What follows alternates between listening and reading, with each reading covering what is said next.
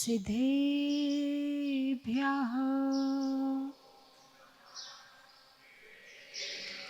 ॐ नमः सिद्धेभ्यः।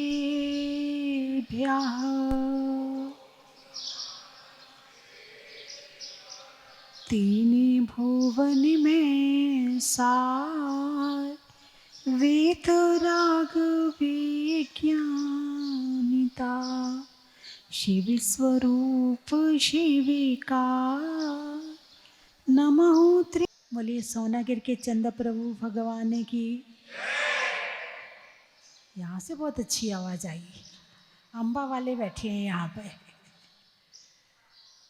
भूगर्भ से प्रकटित अतिशयकारी जहाज मंदिर में विराजमान श्री मुनि सुब्रत नाथ भगवान की। यहाँ से भी बहुत अच्छी आवाज आई, पीछे से भी कम आई है। ये चेयरमैन नहीं बोल रहे, कुर्सी में बैठे उनकी आवाज नहीं निकल रही अभी। बोलिए चिंतामणि श्री पार्श्वनाथ भगवान की। बोलिए विश्ववंदी श्री महावीर भगवान की। जिनवाणी माता की। परम पूजाचा गुरुदेव श्री सन्मति सागर जी महाराज की। परम पूजाचा गुरुदेव श्री ज्ञान सागर जी महाराज की। परम पूजाचा श्री गेय सागर जी महाराज की। चर्चा हुई थी राग, अनुराग, वैराग पर। और वैराग पर ही चर्चा करनी है, क्योंकि छह ढाला की पांचवी ढाल में 12 भावनाओं का वर्णन है। नाम सुना आपने? 12 भावनाओं का नाम सुना आपने? अरे बोलिए ना, सुना है। अच्छा, आती है आपको? राजा राणा छत्रपति हाथिन के असवार मरना सबको। वाह, यहाँ तो सबको आती है, तो बहुत अच्छे लोग बैठे हैं, है ना। भाव वही हैं, शब्द अलग हैं। पांचवी ढाल में 12 भावनाओं का वर्णन है। भाव तो वही है, लेकिन शब्द अलग है। 12 भावना क्या है? 12 भावना, 12 अनुप्रेक्षा। मुनि सकल व्रती बड़ भागी भव भोगन ते वैरागी वैरागे उपावन माई चिंते अनुप्रेक्षा भाई। जैसे एक माता पुत्र को जन्म देती है, ऐसे ही जो 12 भावनाओं का चिंतन करता है, तो ये 12 भावनाओं का चिंतन वैराग्य को जन्म देता है। किसको जन्म देता है? वैराग्य को जन्म देता है। इसमें अनुप्रेक्षा शब्द प्रयोग किया है। चिंते अनुप्रेक्षा भाई। अनुप्रेक्षा का मतलब बार बार रिपीट करना, बार बार सोचना, बार बार उसी विषय पर चिंतन करना, मनन करना, उसको कहते हैं अनुप्रेक्षा। और बचपन में याद कराई, कभी कभी पढ़ लेते हैं। राजा राणा छत्रपति हाथन के दल बल देवी देवता मात पिता परिवार नाम बिना, है ना। पढ़ते तो हैं।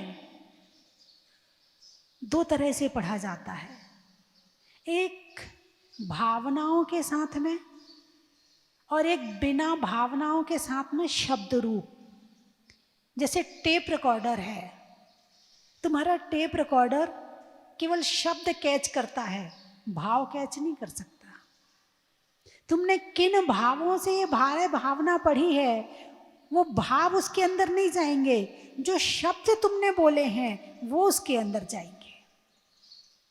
तुम्हारे मोबाइल में जितनी फोटो है, जितनी चित्र हैं और जितनी आवाज शब्द हैं, वो सारे बिना भाव के हैं। लेकिन भाव कैसे पैदा करने हैं? जैसे एक नींबू है, नींबू का रस निचोड़ना आता है कि नहीं आता है? अरे बोलिए ना, आता है। आपके घर में फ्रीज है, फ्रीज का उपयोग करना आता है कि नहीं आता है? आता है। अच्छा, आपके घर में एसी, कूलर, पंखा है, उपयोग करना आता है कि नहीं आता है? कि कभी भी चला लेते हो? ठंड में पंखा चला लेते हो, एसी चला लेते हो, और गर्मी होती है तो नहीं चलाते हो? ऐसे ही है क्या? नहीं तो क्या करते हो? जब जरूरत होती है तब चलाते हैं। यानी किसी भी वस्तु का रस निचोड़ना जानते हो, किस समय कौन सी वस्तु कब प्रयोग करनी है, खूब अच्छी तरह जानते हो।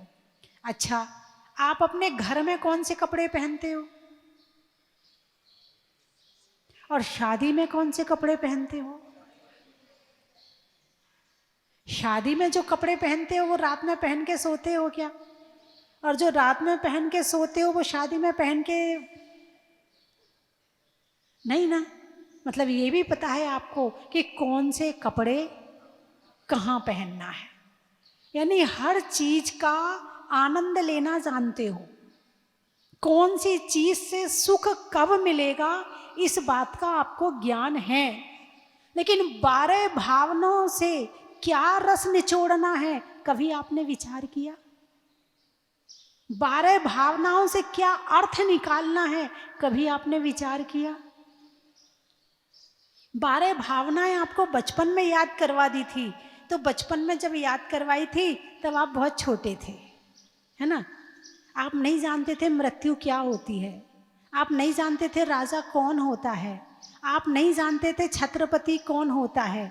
बस आपको याद करवा दी, और तोतली भाषा में लाजा लाना छत्रपति यहाँ दिन के हथवाल, मन्ना छपके एक दिन अपनी अपनी बाल, याद कर ली। अच्छी बात है, करना चाहिए और करवाना भी चाहिए।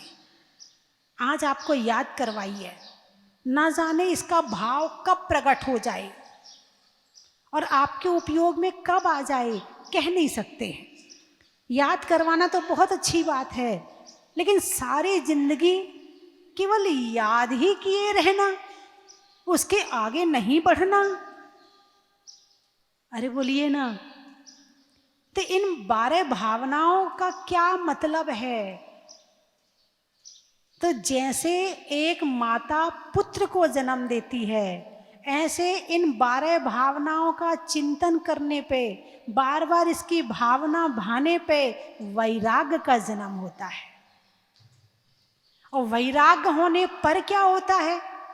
सच्चाई नजर आती है, सत्यता नजर आती है। जब तक सत्यता नजर नहीं आई है तब तक हम झूठ में, भ्रम में जी रहे हैं। एक छोटा बच्चा है ना, अब किसी की मृत्यु हो जाए तो उसको दुख होता है क्या? अरे बोलिए ना, नहीं होता है। क्यों? क्यों नहीं होता? क्योंकि वो मृत्यु को नहीं जानता है, ना वो जन्म को जानता है, ना वो मृत्यु को जानता है। हाँ, याद कर सकता है कि जो चला गया उसको वापस बुलाओ, उनसे मिलना है, उनसे बात करना है, इतना कर सकता है। लेकिन वो ये नहीं जानता कि मृत्यु क्या होती है। लेकिन एक बड़ा जानता है, एक ज्ञानी भी जानता है। किसी की मृत्यु पे बच्चा रोता नहीं है, सामने अर्थी पड़ी हुई है, सब लोग बैठ के रो रहे हैं, वो बच्चा जा के सबके मुंह झांक झांक के देख रहा, तुम क्या कर रहे हो, तुम रो क्यों रहे हो, तुम्हें क्या हो गया है, तुम रो क्यों रहे हो?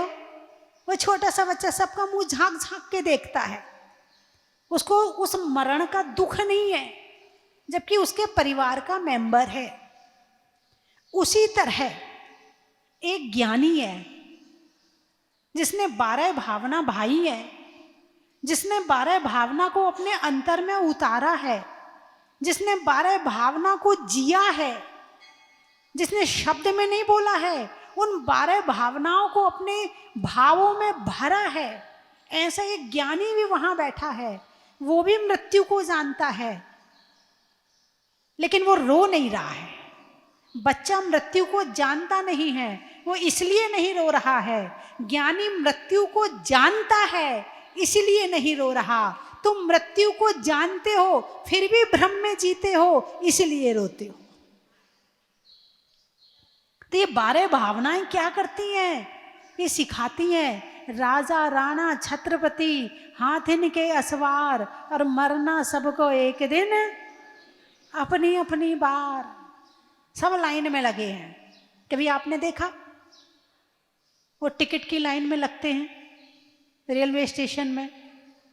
जब आप पिक्चर हॉल में देखने जाते हो, मूवी देखने जाते हो, तो वहाँ लाइन में लगते हो, तो टिकट कब मिलती है आपको? जब आपका नंबर आता है। ठीक बात है ना? ऐसे हम सब लाइन में लगे हैं। किसकी लाइन में लगे हैं? मृत्यु की लाइन में लगे हैं। किसकी लाइन में लगे हैं? मृत्यु की लाइन में लगे हैं। पता नहीं कब नंबर आ जाए, बचपन में आ जाए, जवानी में आ जाए, अधेड़ में आ जाए, और बुढ़ापे में भी ना आए। एक वृद्ध जो खाट पे पड़ा है, वो तरस रहा है कि कब मृत्यु आए और मैं कब जाऊं यहां से। अब नहीं जिया जाता, अब तो भगवान मुझे बस उठा ले। घर वाले तैयार हैं उसको भेजने के लिए, वो तैयार है जाने के लिए, लेकिन मृत्यु नहीं आ रही। और उसी घर का एक मेंबर, छोटा मेंबर, जिसका भी समय नहीं आया था, और वो चला जाता है। ऐसा होता है कि नहीं होता? खाली दीपक ज्योति जलावे और भरा बुझ जावे। क्या कहा? खाली दीपक ज्योति जलावे और भरा बुझ जावे। भरा तेल भरा है दीपक में, फिर भी बुझ गया। दीपक में तेल नहीं है, फिर भी जले जा रहा है। मौत कब आ जाए? शादी करने जाते हैं, जरूरी है कि मौत नहीं आएगी? शादी करके वापस लौट आओगे? कभी कभी आपने देखा नहीं, दूल्हे को भी मौत आ जाती है। अखबार में नहीं पढ़ा? बोले वो ट्रैक्टर में भर के जा रहे थे, दूल्हा भी उसमें बैठा था, वो ट्रैक्टर पलट गया, दूल्हा मर गया। शादी होकर आए, दहेज का सामान उतार रहे थे, ऊपर से गिरे, मृत्यु हो गई। अभी अभी शादी होके आए हैं और मृत्यु हो गई। आपने ऐसा सुना कि नहीं सुना? अरे बोलिए ना, सुना है ना? है तो मृत्यु कब किसकी कहां आ जाए पता नहीं है। तो इस बात का ज्ञान है कि नहीं आपको? है ना?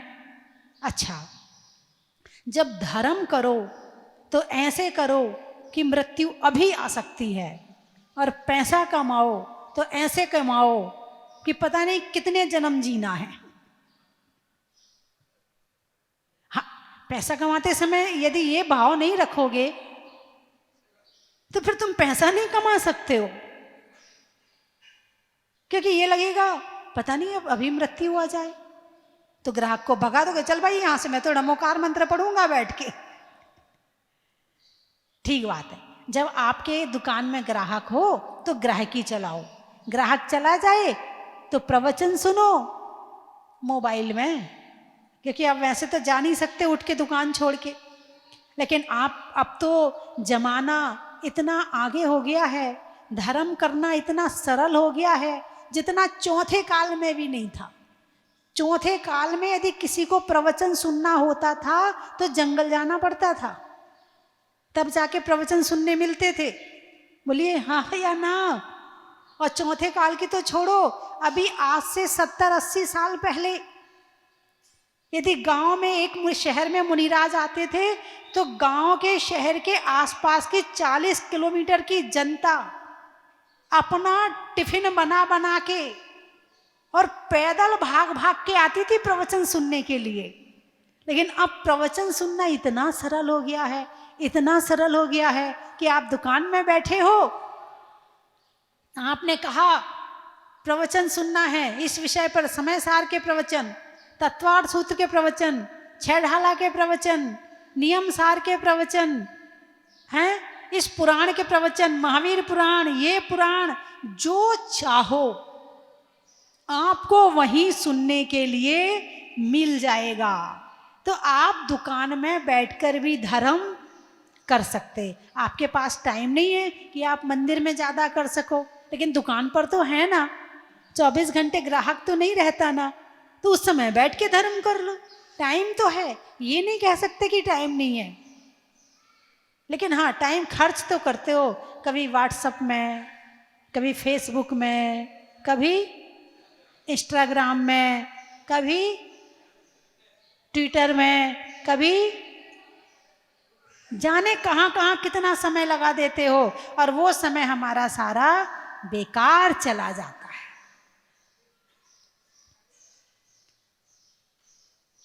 चिंतें अनुप्रेक्षा भाई, इन 12 भावनाओं का चिंतन करो, 12 भावनाओं के प्रवचन सुनो। आपको प्रवचन सुनना है, आप मोबाइल खोलो, उसमें आप डालो 12 भावनाओं के प्रवचन, ये लो 12 भावना के प्रवचन। कितने तरह की 12 भावना है? आप तो एक ही तरह की समझते हो, राजा राणा छत्रपति, यही समझते हो ना, इसके अलावा आपको पता ही नहीं कि दूसरी 12 भावना भी है ना। जो 5वीं ढाल में है ये भी 12 भावना है, ठीक है। आप वो पढ़ते हैं, कहाँ गए चक्री जिन जीता भरत खंड सारा, कहाँ गए वो राम अरु लक्ष्मण जिन रावण मारा, कहाँ कृष्ण रुकोमणि सतभामा अरु संपत्ति सगरी, और कहाँ गए वे रंग महल अरु सोने की नगरी, नहीं रहे वे लोभी कौरव जूझ मरे रन में, गए राज तज पांडव वन को अग्नि लगी तन में, मोह नींद से उठ रहे चेतन तुझे जगावन को, और हो दयाल उपदेश करें गुरु 12 भावन को। ये वाली 12 भावना तो सप्ताह में एक दिन पढ़ ही लिया करो, और पढ़ नहीं पाओ तो तुम्हारे मोबाइल में है, मोबाइल में कहो बड़ी 12 भावना निकल के आ जाएगी। और इतनी सुंदर तर्ज में है, इतनी सुंदर तर्ज में है कि पढ़ते पढ़ते उसमें डूब जाते हैं, इतनी सुंदर तर्ज में है। आप मोबाइल से कहो तो सही कि तुम्हें धर्म करना है, आपका मोबाइल आपको यूं धर्म करवाएगा। लेकिन आप पाप के काम ज्यादा निकालते हो तो वो पाप की चीजें निकाल निकाल के देता है, आप धर्म के काम निकालने लगो। भाई मन का क्या काम है, आप एक विचार डालो तो उससे संबंधित 4 विचार और आते हैं। जैसे 4 जने बैठे हैं, एक ने चुटकुला सुनाया तो दूसरों को क्या लगता है, अपने दिमाग में चुटकुला खोजता है, मैं भी सुनाऊं, निकल के तुरंत आ जाता है, क्लिक करो तुरंत आ गया, है ना। किसी ने कहा कि भाई आज तो बारिश बहुत हो रही है, आज तो सारी रात से बारिश हो रही है, तो तुम्हारा मन कहता है इसने आज की बात कही है तो मैं पहले की बात कहूं, अरे ऐसी बारिश तो 35 साल पहले से नहीं हुई है। यानी मन एक ऐसी चीज है, इसमें एक विचार डालो तो उससे संबंधित 4 विचार वापस निकल के आ जाते हैं। अच्छे डालोगे अच्छे आएंगे, बुरे डालोगे बुरे आएंगे। ठीक तुम्हारा मोबाइल भी ऐसा ही है, तुम एक प्रवचन निकालोगे वो तुम्हें 4 तरह के प्रवचन देगा, तुम एक पाप की चीज निकालोगे वो तुम्हें 4 तरह की पाप की चीज निकाल के देगा। ठीक मोबाइल में ऐसे ही है। तो 12 भावना निकालो, आपको इतना आनंद आएगा, इतना आनंद आएगा, आप सुन के देखना। यदि मेरी बात मानते हो और आज मेरा प्रवचन सुनना सार्थक समझते हो तो आज आप रास्ते में जाओगे तो कोई काम तो नहीं है ना आपके पास में है, तो रास्ते में बड़ी वाली भावना निकाल लेना और उसको सुनना। फिर मुझे वापस मत बताना आपको अच्छा लगा कि नहीं लगा। यदि अच्छा नहीं लगा हो तो दोबारा मत सुनना, और अच्छा लगा हो, अरे बोलिए ना, हैं, अच्छा ही लगेगा। क्या सच्चाई किसको अच्छी नहीं लगती? अरे बोलिए ना। बहुत ही भ्रम में जी रहा होगा वो व्यक्ति जिसे सच्चाई अच्छी नहीं लगती। सच्चाई अच्छी ना लगे बहुत बड़ा नास्तिक होगा। सच्चाई अच्छी ना लगे बहुत मोह का पर्दा पड़ा होगा। और जरा सा भी मोह कम होगा तो उसे सच्चाई जरूर अच्छी लगेगी। और जब ये सच्चाई सुनोगे कि कहाँ गए चक्री जिन जीता, कहाँ गए वो चक्रवर्ती जो कहते थे मैं चक्रवर्ती हूं, मैं 6 खंड का अधिपति हूं, कहाँ है आज? चले गए। अच्छा, चक्री जिन जीता भरत खंड सारा, कहाँ गए वे राम और लक्ष्मण जिन रावण मारा?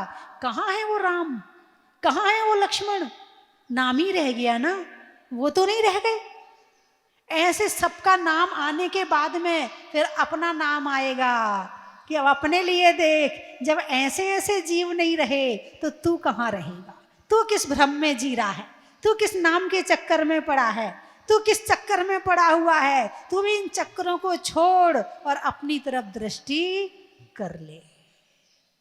बात समझ में आई? अरे बोलिए ना। चिंते अनुप्रेक्षा भाई, इन्हें चिंतत सम सुख जागे। इनका चिंतन करने से क्या होता है? सम सुख, सम समता है ना। समता, समता का मतलब समझते हो? मैं बहुत बार बता चुकी हूं। बैलेंस, बैलेंस का मतलब बराबर, ना ऊपर ना नीचे, है ना। ना तो खिलखिला के हंस रहे हैं और ना रो रहे हैं, ना भयभीत हो रहे हैं ना ग्लानि कर रहे हैं, ना द्वेष कर रहे हैं ना प्रेम कर रहे हैं। समझ में आया? ना वेद की स्थिति में है और ना किसी और कषाय क्रोध मान माया लोभ की स्थिति में है। तो उसको कहते हैं बैलेंस। इस समय आप सम हैं और सम शब्द से समता बना है। समता किससे बना है? सम से। जब कोई गुस्सा करता ना, लोग क्या कहते? अरे समता रखो थोड़ी। आप प्रयोग करते नहीं करते समता शब्द का?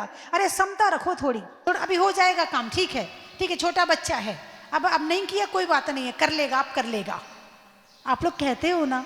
तो समता का मतलब है कि गुस्सा मत कर, गुस्सा मत कर, अभिमान भी मत कर, मायाचारी भी मत कर, लोभ भी मत कर। और जब इन सबकी स्थिति से निकलते हैं तो निकलता है समता। तो वैराग्य जब आता है तो कौन सी स्थिति आती है?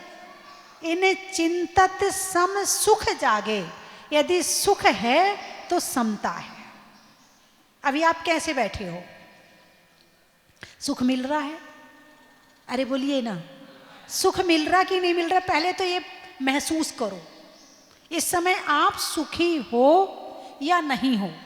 इस क्षण आपको सुख महसूस हो रहा है या नहीं हो रहा है? पहले तो आप ये महसूस करो, फील करो इस बात को कि मुझे इस क्षण सुख हो रहा है, इस क्षण मेरे अंदर में शांति है, इस क्षण मैं अपने आप को शांत महसूस कर रहा हूँ।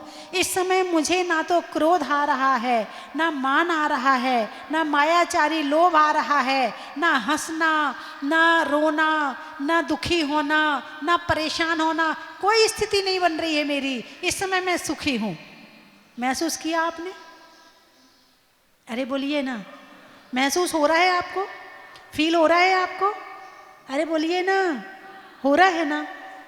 इस समय ना तो कोई चुटकुला सुनाया जा रहा है, इस समय ना तो कोई आपको गिफ्ट दी जा रही है, इस समय ना तो आपको कोई घर परिवार की याद आ रही है। आपका कान और हमारी आवाज, और जो इससे रस निकल रहा है उससे आपके भाव परिवर्तन, यही हो रहे हैं ना, भाव परिवर्तन और सुख। अब इसमें आपको 5 इंद्रियों की जरूरत नहीं है सुख प्राप्त करने के लिए, केवल ज्ञान की जरूरत है। किसकी जरूरत है? ज्ञान की जरूरत है। मात्र ज्ञान सुखी कर सकता है। तो ये दुनिया किस भ्रम में दुनिया के सुख भोग रही है। अब देखो भगवान की तरफ, देखो एक बार दृष्टि डालो, देखो ध्यान से, भगवान सुखी हैं कि नहीं, पहले तो ये देखो भगवान सुखी हैं या नहीं हैं। कितने सुखी हैं? अनंत सुखी हैं। कितने सुखी हैं? अनंत सुखी हैं। अच्छा ये बताओ, मकान मिल जाए सुख होता है कि नहीं होता है? होता है। सोने का हार मिले सुख मिलता है कि नहीं मिलता है? मिलता है। कोई आपको गाड़ी गिफ्ट करे तो सुख मिलता है कि नहीं मिलता है? अरे बोलिए ना, मिलता है। अब भगवान की तरफ देखो, इनके पास ना तो मकान है, ना दुकान है, ना गाड़ी है, ना सोना चांदी है। ये सुखी हैं कि नहीं है? ये कितने सुखी हैं? अनंत सुखी हैं। आप अपने सामान और वस्तुओं से कितने सुखी हैं? और गाड़ी जरा सी ठोकर लग जाए हो गए दुखी। और आजकल तो तुम मकान में रह रहे, तुम्हारा मकान कोई और बेच देता है, तुम्हारी कोई जमीन बेच देता है, सुख मिला था ना, हो गया दुख। कोई चोर आया हार चुरा के ले गया, हो गया दुख। जो वस्तुओं से संबंधित सुख है वो दुख के साथ में है, और जो ज्ञान से संबंधित सुख है वो स्थायी है। बात समझ में आई कि नहीं आई? अब आप कौन सा वाला सुख चाहते हो? छोटा छोटा वाला सुख या एक बड़ा सुख? बड़ा सुख। तो 12 भावनाओं का चिंतन करो, 12 भावनाओं को पढ़ो, उसको मन में घुमाओ, उसको अंदर में उतारो, तो आपको वो सुख मिलना प्रारंभ हो जाएगा। मैं ये नहीं कह रही कि आप घर छोड़ दो, मैं ये नहीं कह रही कि आप मकान छोड़ दो, आप सब कुछ परिवार छोड़ दो, नहीं। आप घर में रहकर साधना करो कि मैं टीवी के बिना सुखी रह सकता हूँ, मैं भोजन के बिना, एक दिन यदि भोजन ना मिले मेरे पसंद का, या ना भी मिले तो मैं उसके बिना सुखी रह सकता हूँ, गाड़ी ना मिले तो मैं उसके बिना सुखी रह सकता हूँ, मुझे अच्छे कपड़े ना मिलें तो मैं उसके बिना भी सुखी रह सकता हूँ। इसकी साधना करो पहले घर में रह के। पहले कपड़ा मत छोड़ो, पहले इच्छाएं छोड़ो।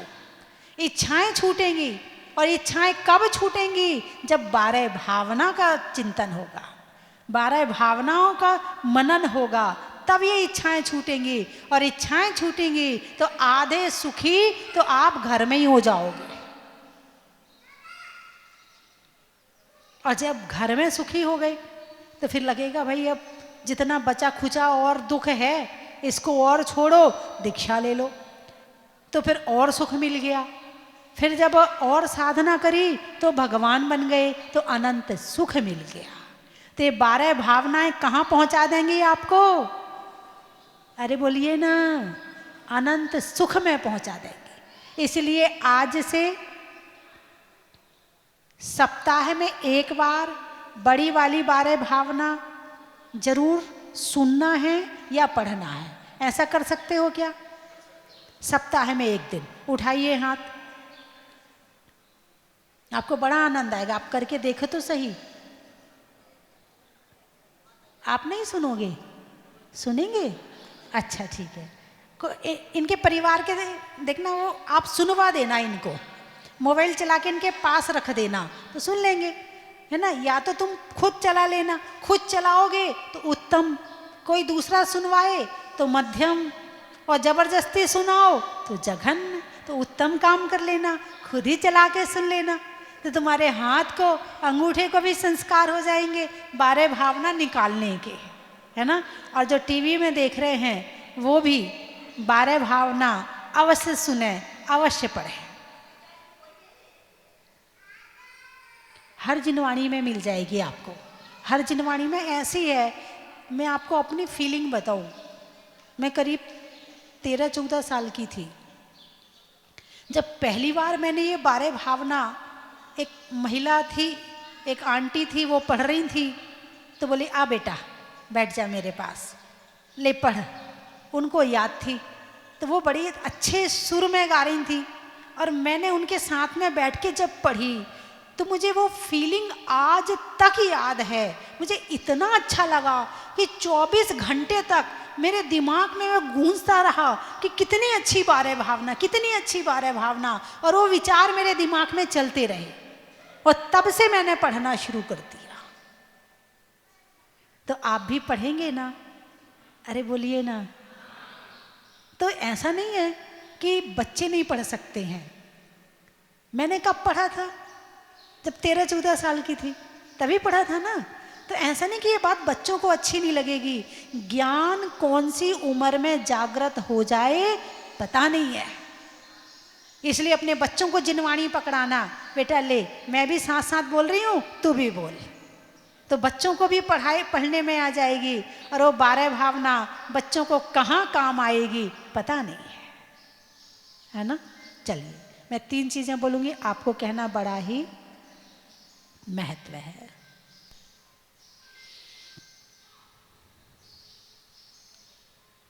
नहीं करने में कामना का, देने में शुभ कामना का, और पढ़ने में 12 भावना का बड़ा ही महत्व है। अनाज में दाने का, इनाम में पाने का, और 12 भावना को भाने का बड़ा ही महत्व है। चावल में चुनने का, बुनाई में बुनने का, और 12 भावना को सुनने का बड़ा ही महत्व है। जंगल में शेर का, फलों में बेर का, और आने वालों में सुसनेर का बड़ा ही महत्व है। और कहाँ से आए? बरगी। अच्छा। नहीं होने में तंगी का, तबीयत में चंगी का, और आने वालों में बरगी का महिलाओं में कड़ा का, भोजन में बड़ा का, और आने वालों में बांसवाड़ा का अम्बा। हाँ। दिखाने में अच्छी राह का, अच्छे काम में वाह वाह का, और आने वालों में अम्बाह का। हमारे गुरुजी के अम्बाह का।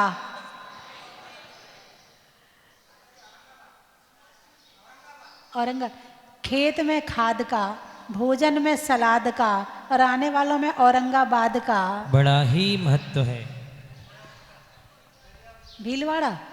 जनवरी में जाड़ा का, जाड़े में काढ़ा का, और आने वालों में भीलवाड़ा का बड़ा ही महत्व है। होने में गदगद का, सरस्वती मंत्र में बदवद का, और आने वालों में धरियावद का बड़ा ही महत्व है। आसाम। सुबह के बाद शाम का, लेने में प्रभु नाम का, और आने वालों में आसाम का बड़ा ही महत्व है। बता दिया। सबसे पहले आपका ही बताया मैंने। नहीं होने में अच्छे काम में देर का, फलों में बेर का, और आने वालों में सुसनेर का बड़ा ही महत्व है। सिवाड़। देवास। अच्छा। बहू में सास का, लेने में सांस का, और आने वालों में देवास का बड़ा ही महत्व। पिड़ावा। मिठाइयों में मावा का, शादी के सावा का, और आने वालों में पिड़ावा का बड़ा ही महत्व है। पानी में मगर का, चलने में डगर का, आने वालों में अशोक नगर का बड़ा ही महत्व है। घाटोल। सड़क में टोल का, सब्जी में झोल का, और आने वालों में घाटोल का बड़ा ही महत्व है। हो गए सारे? नलवाड़ी से आए हैं। अच्छा। घूमने में गाड़ी का, महिलाओं में साड़ी का, और आने वालों में नलवाड़ी का बड़ा ही महत्व है। गाने में सुर का, नृत्य में नूपुर का, आने वालों में जहाजपुर का बड़ा ही महत्व है। गंज। नहीं होने में रंज का, पंजाब में पंज का, और आने वालों में किशनगंज का बड़ा ही महत्व है। बोलिए 24 भगवान की जय जिनेन्द्र बंधुओं। अस्से कार्य क्षेत्र शशिधाम की पावन धरा पे परम पूज्य भारत गौरव गणनीय आर्य का स्वस्ति भूषण माता जी के मंगल पावन सानिध्य में होने जा रहा है 40 दिवसीय भव्य चालीसे का पाठ, जिसको कराकर आप शातिशय पुण्यवंत की प्राप्ति कर सकते हैं। सबकी मनोकामना को पूर्ण करने वाला है पाठ, जिसकी निछावर राशि एक दिवसीय पाठ की राशि 2100 रुपये है। आप सभी अपना नाम लिखवाकर शातिशय पुण्यवंत की प्राप्ति करें। जय जिनेंद्र।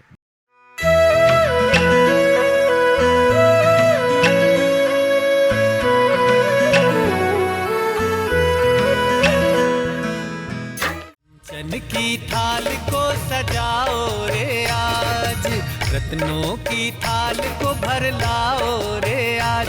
आओ आओ करे रे गुणगान आरती भगवन की, आओ आओ करे गुणगान आरती भगवन की। आओ आओ करे रे गुणगान आरती भगवन की।